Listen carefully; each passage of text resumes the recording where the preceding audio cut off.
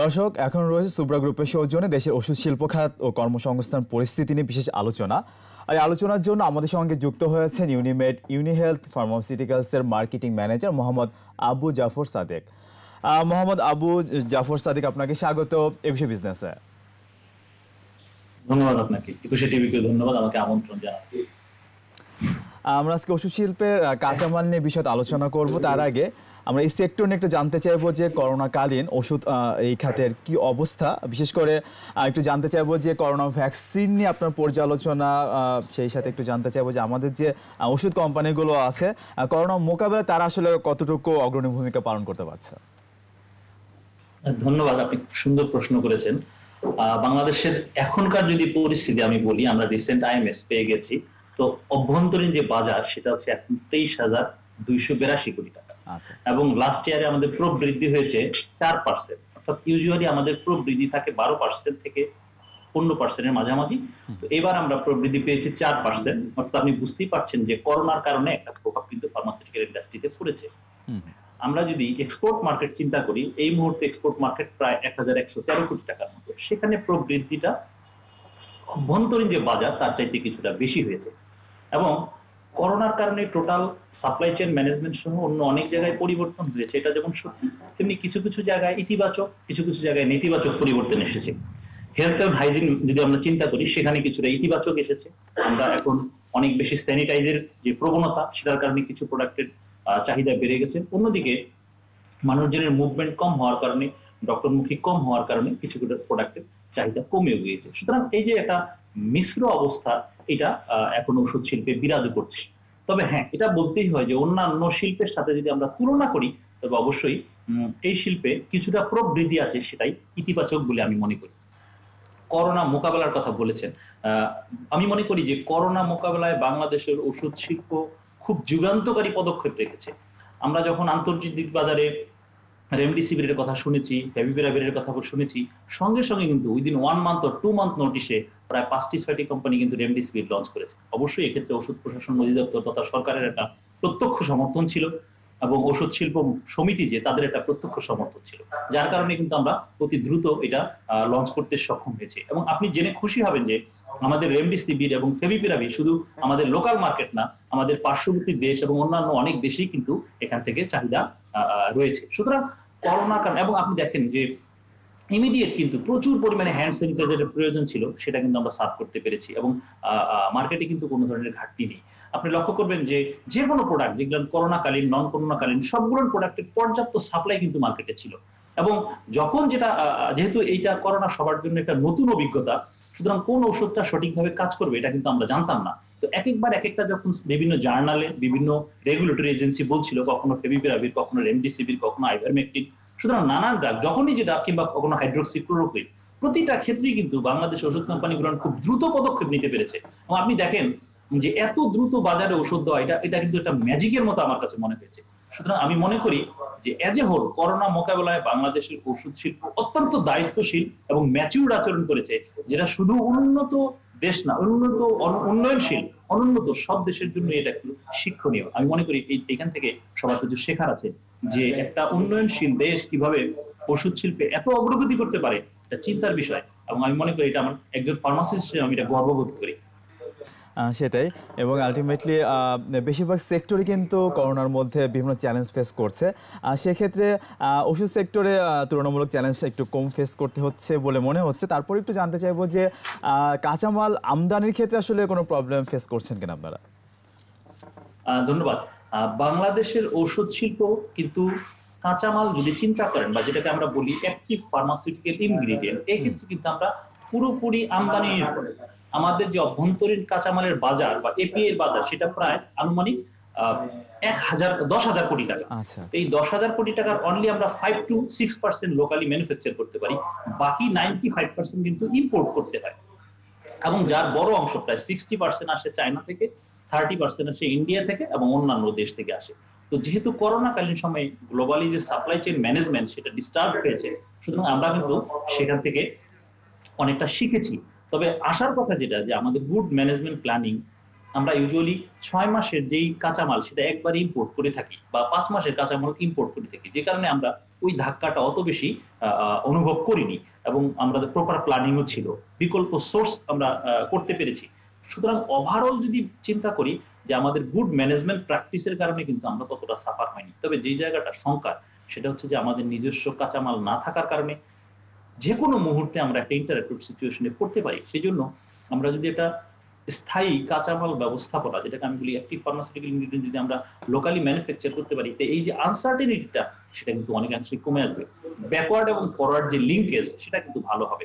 মানে এই ইন্ডাস্ট্রি যেটা সাস্টেনেবল জায়গায় যাবে সেটা কিন্তু একটা পূর্ব শর্ত এখন হচ্ছে এপিআই, এবং এই জন্য কিন্তু এপিআই পার্কও ওপেন হতে যাচ্ছে। এই বিষয়টা একটু আমি আসলে জানতে চাচ্ছি, সেক্ষেত্রে আসলে কাঁচামাল তৈরি হলে ওষুধের দামের যে একটা পরিবর্তন, সেই বিষয়গুলো একটু জানতে চাই।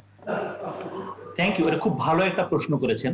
যে সরকার কিন্তু এপিআই পার্ক নিয়ে গত 10 বছর যাবত ব্যাপক হারে কাজ করছে। অলরেডি 42টা প্লট কিন্তু রেডি, এবং কিছু কিছু প্লট অলরেডি হস্তান্তর হয়েছে। সরকার শিল্প মালিকদের কাছে হস্তান্তর করেছে, সেন্ট্রাল ইটিপি হচ্ছে, এবং সরকার সেখানে প্রায় 400 কোটি টাকা ইনভেস্ট করেছে এই পার্কটা ডেভেলপ করার জন্য। অবজেক্টিভ একটাই, যে এই ইন্ডাস্ট্রিকে সাস্টেনেবল জায়গায় নিতে গেলে, ওষুধের দাম কমাতে গেলে, বাইরের উপর ডিপেন্ডেন্সি কমাতে গেলে, এবং আমাদের ওষুধ এক্সপোর্টের যে অ্যাডভান্টেজ সেটা যদি আমরা নিতে চাই, তাহলে নিজস্ব একটা এপিআই ব্যবস্থাপনা থাকতে হবে। এই চিন্তা মাথায় থেকে সরকার কিন্তু ব্যাপক উদ্যোগ গ্রহণ করেছে। সরকার এটার পিছনে, এবং ওষুধ শিল্প সমিতি এটার পিছনে অনেক এফোর্ট দিচ্ছে, এবং হোপফুলি আমরা খুবই আশাবাদী যে আগামী 2024 সালের পরে আমরা হয়তো লোকাল প্রোডাকশনের একটা বড় অংশ এখান থেকে পাবো। সেক্ষেত্রে যে আমাদের ইম্পোর্ট ডিপেন্ডেন্সি সেটা অনেক কমে আসবে। শুধু সেটা আমাদের ইন্ডাস্ট্রির জন্য একটা মাইলেজ হবে, এবং আর যেটা বড় সুবিধা হবে যে আমরা এখন এক্সপোর্ট করছি যেই প্রাইসে, তার চেয়ে অধিক কম্পিটিটিভ প্রাইস আমরা অফার করতে পারবো যখন আমাদের নিজস্ব র ম্যাটেরিয়ালস হবে। সুতরাং সেটা কিন্তু একটা অনেক আশার জায়গা। আমরা এপিআই পার্ক নিয়ে আরো অনেক কিছু আপনার কাছ থেকে জানবো, তার আগে ছোট্ট একটা বিরতি নিয়ে আসি আমরা। দর্শক, এবার নিচ্ছে একটা বিরতি, ফিরে আসবো একটু পরে, আমাদের সঙ্গেই থাকুন।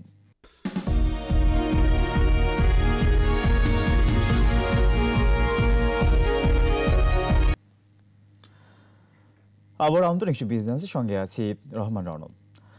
দর্শক, আমরা দেশের ওষুধ শিল্প খাত ও কর্মসংস্থান পরিস্থিতির কথা বলছিলাম ইউনিমেড ইউনিহেলথ ফার্মাসিউটিক্যালসের মার্কেটিং ম্যানেজার মোহাম্মদ আবু জাফর সাদেকের সঙ্গে। আবার ফিরছি আলোচনায়। মোহাম্মদ আবু জাফর সিদ্দিক, আমরা কথা বলছিলাম সম্ভাবনাময় এপিআই পার্ক নিয়ে। তো এই এপিআই পার্ক হলে তো আসলে অনেক কর্মসংস্থানের সুযোগ তৈরি হবে, সেই বিষয়টি জানবো। সেই সাথে আরও একটু জানতে চাই যে এটি যদি হয় তাহলে আমরা তো কাঁচামাল যেটা আমরা আমদানি করছি সেটা তো রপ্তানিও করতে পারবো, সেই বিষয়টা জানতে চাচ্ছি আমরা। Thank you. বাংলাদেশের যে এপিআই পার্কটা হতে যাচ্ছে মুন্সিগঞ্জের গজারিয়াতে, সেটা একটা বিশাল কর্মযজ্ঞ। আমরা আগেই বলেছি যে প্রায় সরকার 200 একর জমিতে 42টি প্লট করেছে। তো সেখানে আনুমানিক কর্মসংস্থান ধরা হচ্ছে সর্বনিম্ন হচ্ছে 25,000 লোকের কর্মসংস্থান হবে, এবং এখানে কেমিস্ট, বায়োকেমিস্ট, ফার্মাসিস্ট, বায়োটেকনোলজিস্ট সব ধরনের লোকেরই কর্মসংস্থান হবে। স্কিল, আনস্কিল কিংবা সেমি স্কিল সব ধরনের লোকজনের একটা ব্লেন্ডিং কিন্তু এখানে হবে। সুতরাং ইটস এ হিউজ অপরচুনিটি। এবং আমরা যদি টোটাল এখানে ইনভেস্টমেন্ট চিন্তা করি, প্রায় 2,500 কোটি টাকার ইনভেস্টমেন্ট হবে এখানে বিভিন্ন এন্ড থেকে। সুতরাং এই পার্কটা আমাদের ইকোনমিতে একটা বড় সংযোজন হবে বলে আমি মনে করি।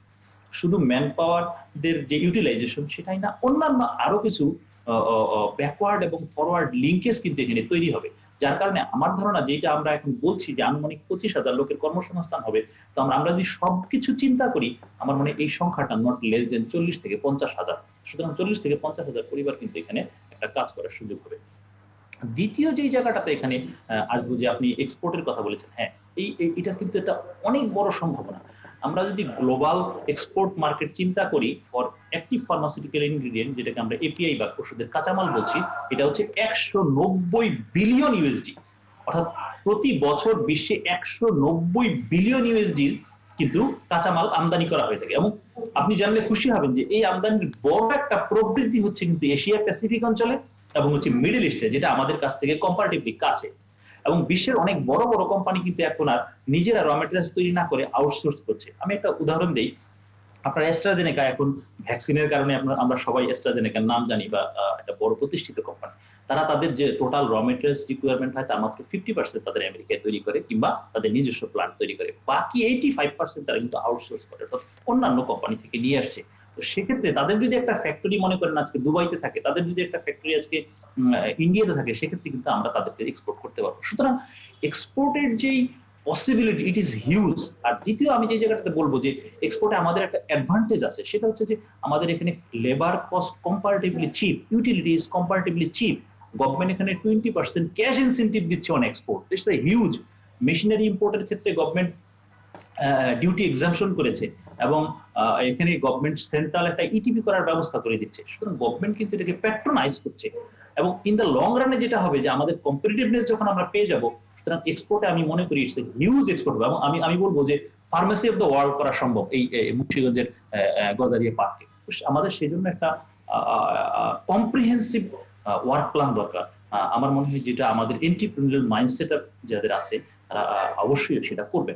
এবং আরেকটা জিনিস এখানে আমার বলা প্রয়োজন বলে আমি মনে করি যে একটা সময় গিয়ে কিন্তু আমাদেরকে এক্সপোর্ট মার্কেটে আরো বেশি প্রাইস কম্পিটিটিভ হতে হবে। সেক্ষেত্রে নিজস্বভাবে এপিআই তৈরি করার বিকল্প কোনো অপশন থাকবে না, কারণ আমাদের প্রধান যদি প্রতিযোগী চিন্তা করি, one is India and other one is China. অর্থাৎ আমরা যেখানে এক্সপোর্ট করতে যাই, যেই মার্কেটগুলো কিন্তু বেশি, সেখানে কিন্তু সবচেয়ে বড় কম্পিটিটর হচ্ছে এই দুইজন। এখন আমরা ইন্ডিয়া এবং চায়না থেকে র ম্যাটেরিয়ালস নিয়ে এসে ঔষধ তৈরি করে আমরা আমেরিকার বাজারে বা রাশিয়ার বাজারে বা ফ্রান্সের বাজারে রপ্তানি করবো, এটা কিন্তু আমরা প্রাইস কম্পিটিটিভনেস ইউজুয়ালি থাকার কথা না। তো সেক্ষেত্রে কি করতে হবে, আমাদের নিজস্ব কিছু এপিআই ডেভেলপ করতে হবে। সেটাই আমি মনে করি যে এই উদ্যোগটা সরকার অনুধাবন করে, ওষুধ শিল্প সমিতি সেটা অনুধাবন করে সেই ব্যবস্থাটা নিয়েছে। It's a very time demanded এবং ভেরি স্মার্ট চয়েস আমি মনে করি। দ্বিতীয়ত আরেকটা জায়গায় আমি আসবো, সেটা হচ্ছে যে আমরা যেহেতু এখন একটা উন্নয়নশীল দেশে আছি, যার কারণে আমাদেরকে কিছুটা ওয়েভার দেওয়া হচ্ছে বিভিন্ন ডাব্লিউটি। আমরা ট্রিপস এগ্রিমেন্টের বাইরে আছি। আগামী 2032 সাল পর্যন্ত সারা বিশ্বে যে ওষুধ লঞ্চ হবে আমরা চাইলেই বাংলাদেশে সেটা লঞ্চ করে দিতে পারবো। কিন্তু 2032 সালের পরে গিয়ে যখন আমরা এই ট্রিপস চুক্তির আওতা মুক্ত হয়ে যাব, তখন কিন্তু আমাদের উপর ট্রিপস যখন থাকবে, আমরা কিন্তু চাইলেই যে কোনো ওষুধ তৈরি করতে পারবো না, বা তার র ম্যাটেরিয়ালস কিন্তু বিদেশ থেকে আনতে পারবো না। কেন পারবো না? আমরা তখন আর এই স্লটে থাকবো না, তখন আমরা আর উন্নত দেশের দিকে যাব। সুতরাং ওই সময় গিয়ে কিন্তু আমরা একটা ক্রাইসিসে পড়তে পারবো। সেই ক্রাইসিসকে আগে থেকে মোকাবেলা করার জন্য আমাদের কিন্তু এখন থেকে প্রিপারেশন নিতে হবে। সেটাই আমি মনে করি যে it's a chance to take the preparation to face this challenges, যেটা কিন্তু এখন কিন্তু অনেক উন্নয়নশীল এবং উন্নত দেশ অলরেডি চ্যালেঞ্জ করছে। ইন্ডিয়া এবং চায়না কিন্তু এইটা থেকে অলরেডি তারা ওই লিস্ট থেকে বেরিয়ে আসছে। সুতরাং আমরা কিন্তু সেই লিস্টে ঢুকতে যাচ্ছি। সুতরাং সেটা কিন্তু আমাদের একটা বড় চ্যালেঞ্জ হতো, সেটাকে আমরা হয়তো মিনিমাইজ করতে পারবো with this sort of activities. তো সুতরাং আমি মনে করি it's a huge job, huge employment, huge opportunity একটা বিজনেস গ্রাজুয়েটের জন্য, ফার্মাসিস্টের জন্য, বায়োকেমিস্টের জন্য। তবে একটা কথা আমি এখানে যোগ করতে চাই যে এই শিল্পে কিছু R&D ওরিয়েন্টেড পিপলের আমাদের দেশে খুবই অভাব আছে। এই জায়গাটাতে আমাদের এখন অ্যাড্রেস করা দরকার, কারণ এই শিল্পের R&Dটা অন্তত ইম্পর্টেন্ট। যেখানে চায়না হিউজ ইনভেস্টমেন্ট করছে, ইন্ডিয়া হিউজ ইনভেস্টমেন্ট করছে, আমাদের এখনো R&D অর্থাৎ রিসার্চ অ্যান্ড ডেভেলপমেন্ট যেটাকে আমরা বলি, সেই জায়গায় আমাদের কিছুটা লোকবলের ঘাটতি আছে, দক্ষ ম্যানপাওয়ারের অভাব আছে। সেই জায়গাটাতে আমাদের কাজ করা দরকার বলে। সেটা তার মানে আমরা বাংলাদেশ থেকে ওষুধ রপ্তানির সাথে সাথে আমরা ওষুধের যে কাঁচামাল সেটাও আসলে রপ্তানি করব, সেই প্রত্যাশা আমরা করি। আমি একটু এপিআই পার্ক নিয়ে একটু জানতে চাচ্ছি যে সরকার আসলে কোনো বিশেষ সুবিধা দিচ্ছে কিনা এই পার্কের জন্য। আপনি খুব সুন্দর বলেছেন, আমি অলরেডি বলেছি, তবুও শেয়ার করছি যে সরকার এক্সপোর্টের উপর এখান থেকে যদি কোনো র ম্যাটেরিয়ালস তৈরি হয়ে এক্সপোর্ট হয়, ডিরেক্ট 20% ক্যাশ ইনসেন্টিভ পাবে।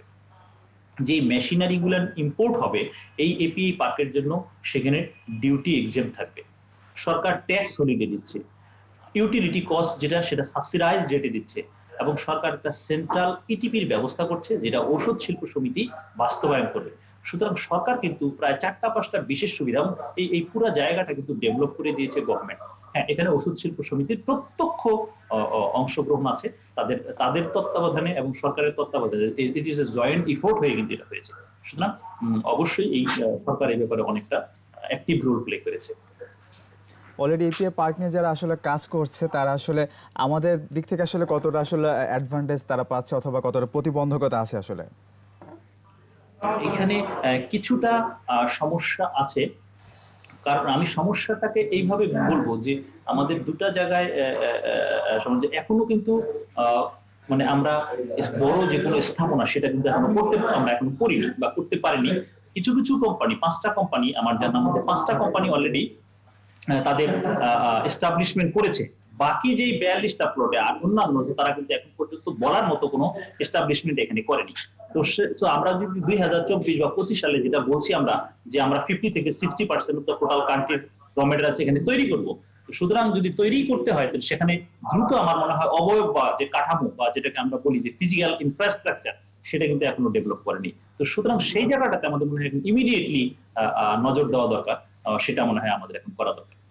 আমরা আসলে সেটাই প্রত্যাশা করছি। আমরা প্রত্যাশা করব ইপিএ পার্ক আসলে সুন্দরভাবে আসলে পরিচালিত হবে এবং আমরা আসলে আমাদের দেশ থেকে বাইরে আমরা ওষুধ রপ্তানির সাথে সাথে ওষুধের কাঁচামালও রপ্তানি করবো, সেই প্রত্যাশা নিয়ে শেষ করছি। আপনাকে অনেক ধন্যবাদ আমাদেরকে সময় দেওয়ার জন্য। আপনাদেরকে ধন্যবাদ। দর্শক, সুব্রা গ্রুপের সৌজন্য এতক্ষণ দেশের ওষুধ শিল্প খাত নিয়ে ও কর্মসংস্থান পরিস্থিতি নিয়ে কথা বলছিলেন ইউনিমেড হেলথ ফার্মাসিউটিক্যালসের মার্কেটিং ম্যানেজার মোহাম্মদ আবু জাফর সাদেক।